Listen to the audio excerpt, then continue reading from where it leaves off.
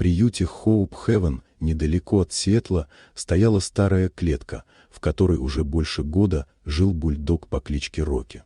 Его боялись все. Огромный, с рубцами на шее и взглядом, в котором читалось недоверие, он не подпускал никого ближе пары метров. На его карточке висела яркая надпись «Осторожно!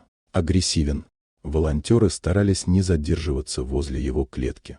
Каждый их визит сопровождался рычанием и скрежетом когтей по бетону. Никто точно не знал, что пережил Рокки. Его нашли на окраине города, худого, измученного, с оборванной цепью на шее. С тех пор он ни разу не вилял хвостом. Все уже смирились с мыслью, что этот пес никогда не доверит человеку. Пока однажды не пришла девочка по имени Эмма. Ей было 8.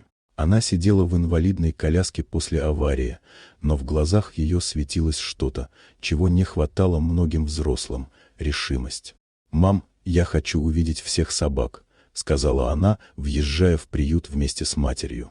Сотрудники показали ей щенков, ласковых ретриверов, дружелюбных биглей, но взгляд Эммы все время возвращался к дальнему углу, где сидел Рокки.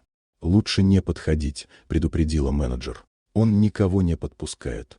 Но Эмма только кивнула и тихо ответила: «Я все равно хочу попробовать».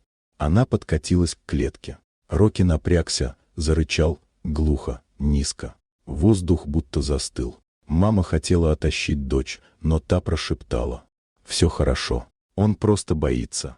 Несколько секунд тянулись как вечность. Эмма наклонилась чуть ближе. «Привет, Рокки. Я Эмма». Рычание стихло.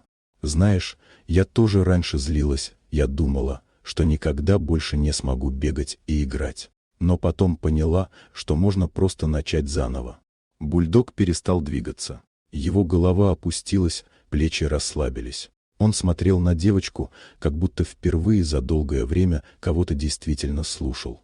Эмма протянула руку, касаясь решетки. «Все хорошо. Я не причиню тебе боли».